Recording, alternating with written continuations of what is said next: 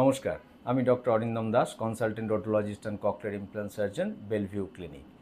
মাঝে মাঝেই অনেক বন্ধুরা এবং আমার পেশেন্টরা অনেকেই জিজ্ঞেস করে থাকেন ফোন করে বা অনেক সময় মেসেজ করেন যে আমার কানের একটা সমস্যা আছে, আমি কান না কেটে অপারেশন করাতে চাই, বা কান না কেটে অপারেশন কি সম্ভব?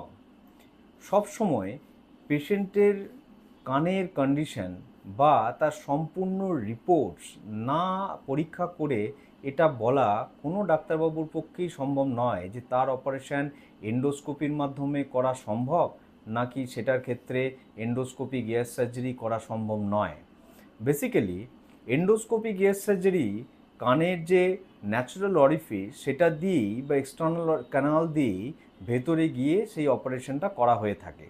বেশ কিছু ক্ষেত্রে যেখানে ইনফেকশনজনিত কারণে বা দীর্ঘদিন কানের সমস্যা থাকার কারণে কানের পেছনে ম্যাস্টয়েড সেল এবং অনেক ভেতরের টিস্যু পর্যন্ত ড্যামেজ হয়ে গিয়ে থাকে, সেক্ষেত্রে কানের পেছন দিয়ে অ্যাপ্রোচ করা বা পোস্ট অরাল ইনসিশন দিয়ে অ্যাপ্রোচ করা মাইক্রোস্কোপের দ্বারা সেটাই জাস্টিফাইড। ফলে এই ডিসিশন মেকিংটা কেস টু কেস ভ্যারি করে। কিছু কেস এন্ডোস্কোপিক গ্যাস সার্জারির মাধ্যমে করা যায়, আবার কিছু কেস ইনফেকশনগত কারণে এন্ডোস্কোপিক গ্যাস সার্জারির জন্য সুইটেবল নয়। ফলে উইদাউট এক্সামিনেশন না করে এটাকে সম্পূর্ণভাবে বলা বা ডিটেক্ট করা খুবই ডিফিকাল্ট।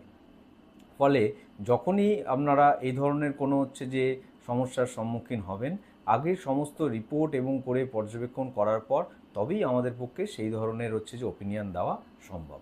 নমস্কার।